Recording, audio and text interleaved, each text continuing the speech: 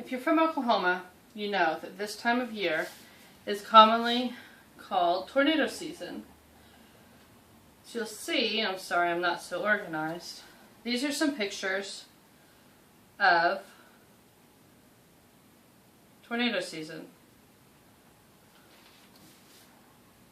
Around here, you know how dangerous that can be. This month last year, there were over 90 tornadoes in Oklahoma alone. That doesn't count the ones that happened in surrounding states. If we go back a little bit in time to 1999, what started out as a quiet, normal, simple day for most people ended in one of the worst tornado seasons that I can remember. We had over 90 tornadoes in a single day. 90 tornadoes in one day. They were stacked back to back. During this tornado outbreak in the Oklahoma City area, encompassing approximately 5 counties, 583 people were injured and 36 people lost their lives. Some of these things, these injuries and these deaths can be prevented if people are prepared. There are different ways to be prepared for a tornado. One way is to have a storm shelter, an underground place to go where you are safe and out of harm's way, where you're not going to be blown away and your house isn't going to be ripped away around you. Another thing to have is a central location in your house where you can be safe. The benefit of having a storm shelter is that you can have everything stocked. You can have canned goods, you can have blankets, you can have clothes, you can have all the essentials that you would need to survive for a few days in one location. If you are not fortunate enough to have a storm shelter, you live in an apartment, you live in a mobile home, you just don't have a place for one at your house, you haven't put one in yet, there are other things that you can do to prepare yourself for tornado season to make sure that you are safe. The first thing to do is to have a location to go in case of a tornado. Have a hallway or a closet or a bathroom, somewhere where your family will be safe. Another thing to do is to have all of the essentials prepared for you.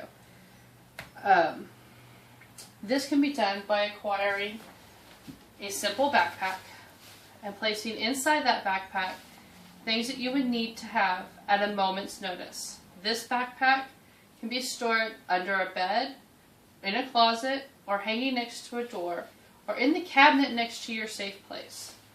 And these are good for children too. It gives them something to feel safe, and it gives them a little bit of a cushion if they were to be damaged. Some things to include in a backpack are so easy, and they can mean the difference between life and death, injury or not. First, have a good pair of hard-soled shoes. Something lightweight but easy to carry in your bag. If you have small children, having a little animal available for them that will provide them comfort is essential. If you are a parent, you know how important this can be. Sometimes just being able to cuddle up with your special blankie or your special little friend can make every day so much better. If a tornado does strike and you lose your home, as we saw some of the pictures, you may not have immediate access to food.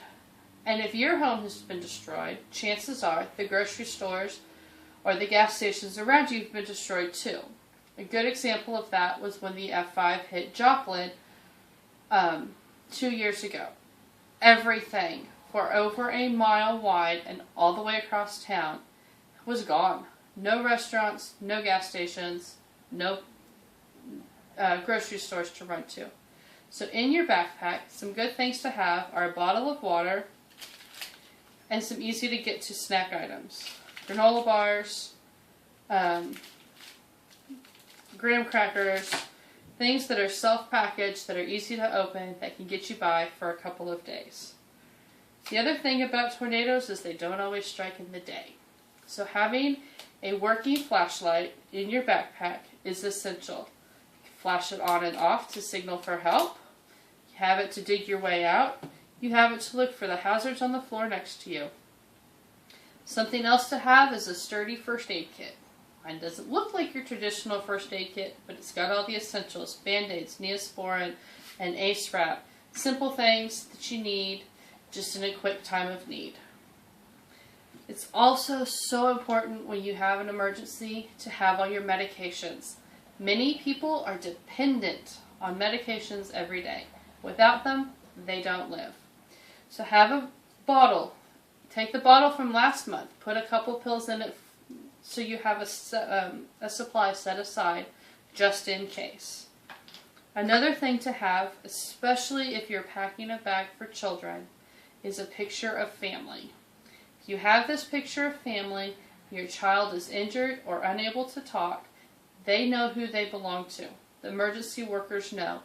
On the back, put the child's name, their date of birth, their address, mom and dad's cell phone number, anybody they can get in contact with if there's an emergency.